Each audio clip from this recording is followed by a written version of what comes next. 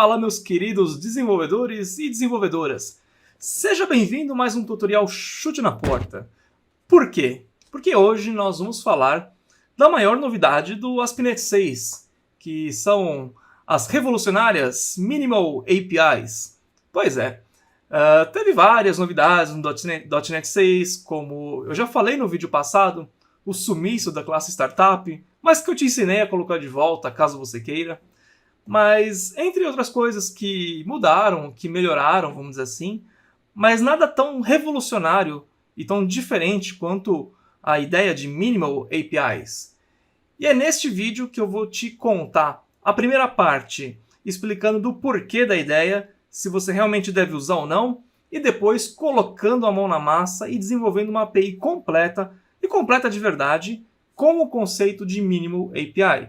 Então não saia daí, continue assistindo, você vai aprender bastante coisa e aproveitando, já não te custa nada, aproveita já que você está num tema bacana, curte aí o vídeo, né, dá um likezinho aí, é um pequeno esforço para você que significa muito para a gente e obviamente ao final do vídeo compartilhe com seus amigos.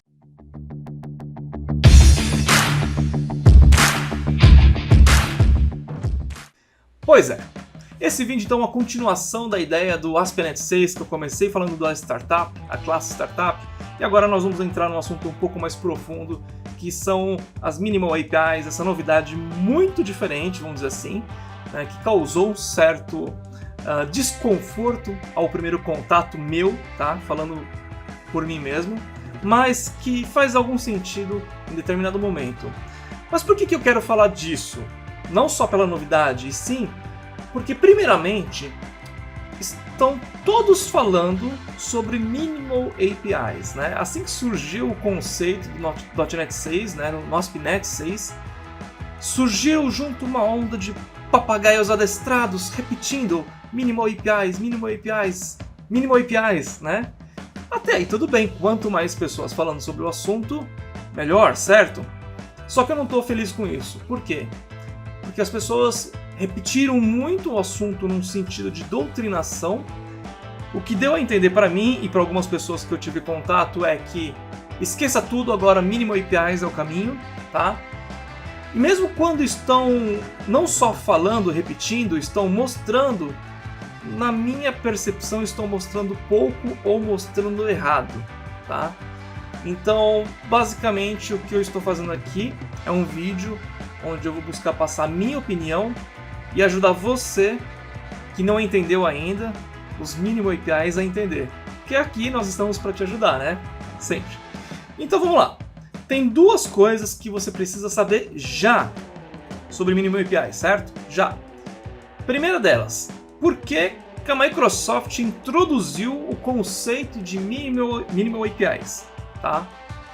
Primeira coisa que você precisa saber para entender o que é o Minimal API e para saber se você vai usar ou não. Então vamos lá. Por que a Microsoft trouxe esse conceito?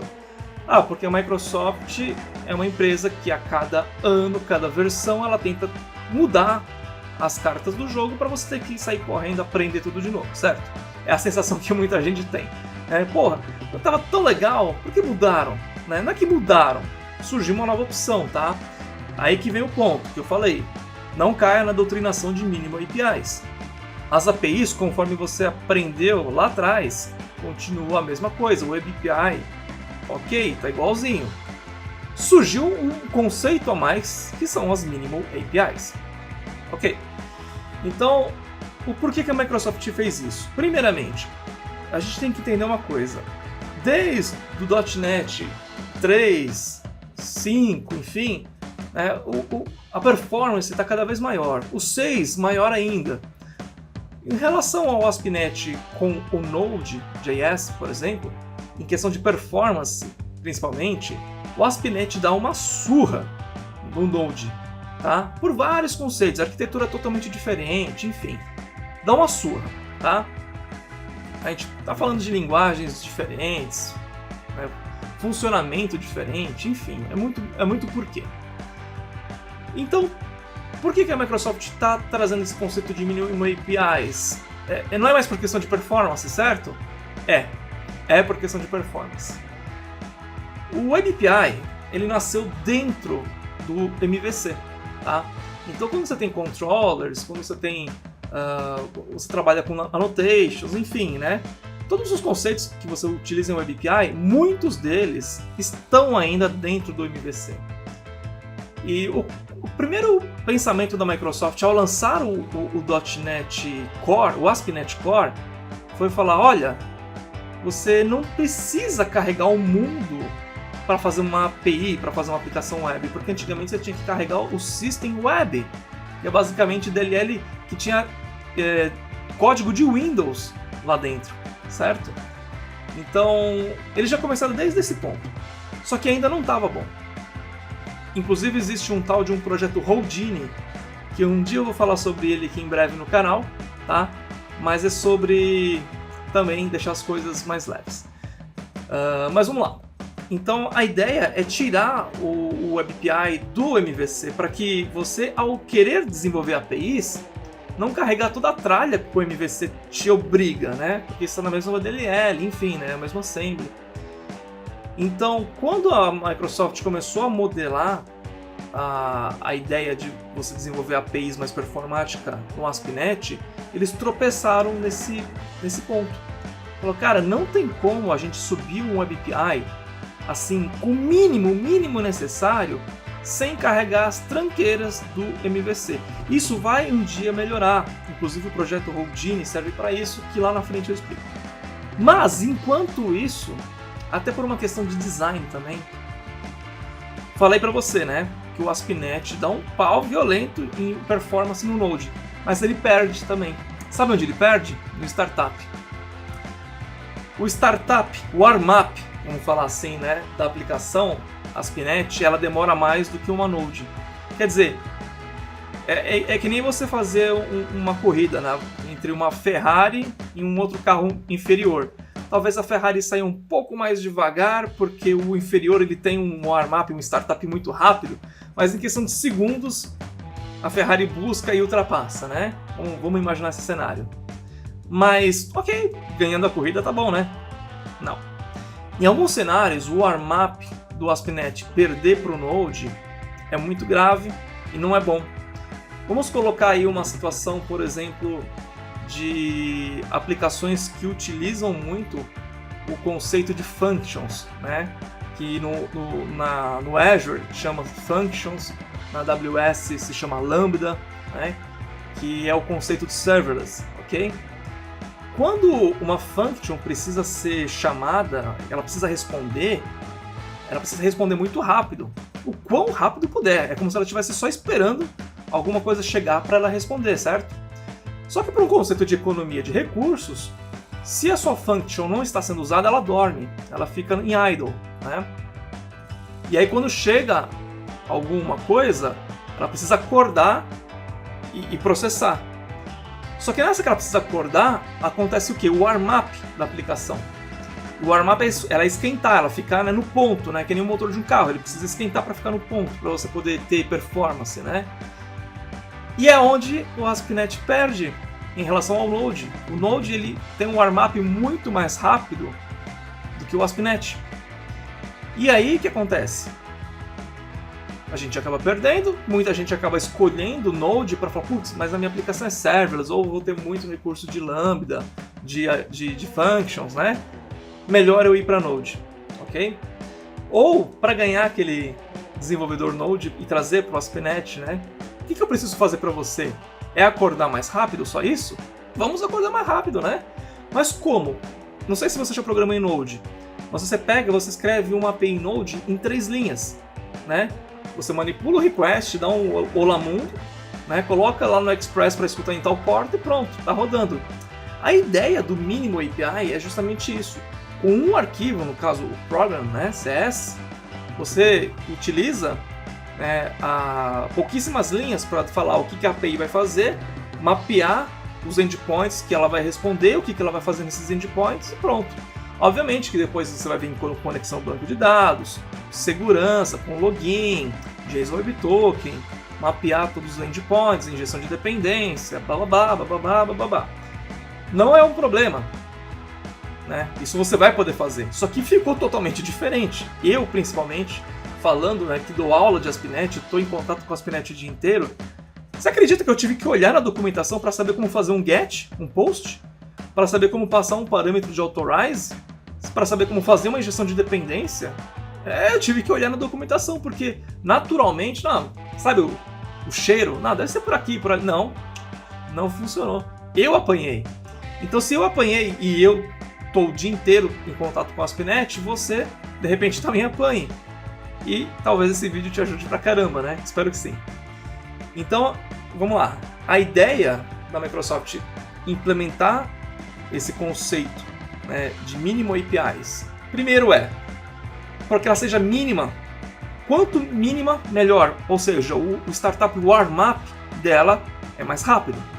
Ok? Para de perder para o Node, talvez. Né? E aí você vai poder utilizar aplicações ASP.NET em situações que de repente você preferiria usar Node. No caso de você usar serverless, ou enfim, utilizar lambdas ou functions. Né? Você vai ter um warm-up mais rápido. E para quem vem do Node, de repente, olhar para o ASP.NET e falar, é a mesma coisa. Eu pego um arquivo aqui, uma classe, escrevo ali 4, 5 linhas de código para fazer um olá mundo e ok. Ele já está escutando, está respondendo. Muda a linguagem, mas a ideia é a mesma. Também é um ponto positivo para a Microsoft seduzir, né, as pessoas de Node para ASP.NET, obviamente. Bom, questão número 1, tá? Espero que esteja respondido do porquê que a Microsoft fez isso. E a questão número 2 eu devo utilizar o mínimo API ou não? Quando? Por quê? E aí, essa resposta eu vou tentar te ajudar, mas obviamente só você vai saber responder. Sim, você deve pensar em utilizar mínimo APIs, principalmente em cenários que eu já respondi, né? Que você estiver utilizando serviços do tipo Lambda, Functions, né? Porque o warm-up vai ser muito melhor, com certeza. No caso de microserviço, quando o seu microserviço for muito micro, é legal, porque você vai ter um setup muito sucinto, né? Muito simples. O seu código vai ser muito simples, vai estar basicamente tudo num arquivo só. Imagina que seu microserviço, sei lá, tenha 2 GET, um POST, né? Um PUT, enfim, né? Sabe aquela coisa bem... Faz o mínimo API, é mínimo mesmo, fica num arquivinho só, tranquilo. É diferente, o design é diferente, você vai ter que aprender e se acostumar a fazer, mas depois que você aprendeu uma vez, qual que é o problema de fazer, certo? Para isso o tutorial também vai te ajudar. Então você deve realmente pensar em utilizar mínimo APIs quando o cenário ele for mínimo, né? Quando ele tiver que ter um warm-up muito rápido, quando a sua API é realmente simples o suficiente para não ter toda aquela parafernália, aquela burocracia que o template de um Web API tem, né? Você não vai precisar de controllers e de não sei o que, de views e de startup, de não sei o que, sabe aquele monte, né, de pastas e arquivos e blá blá blá.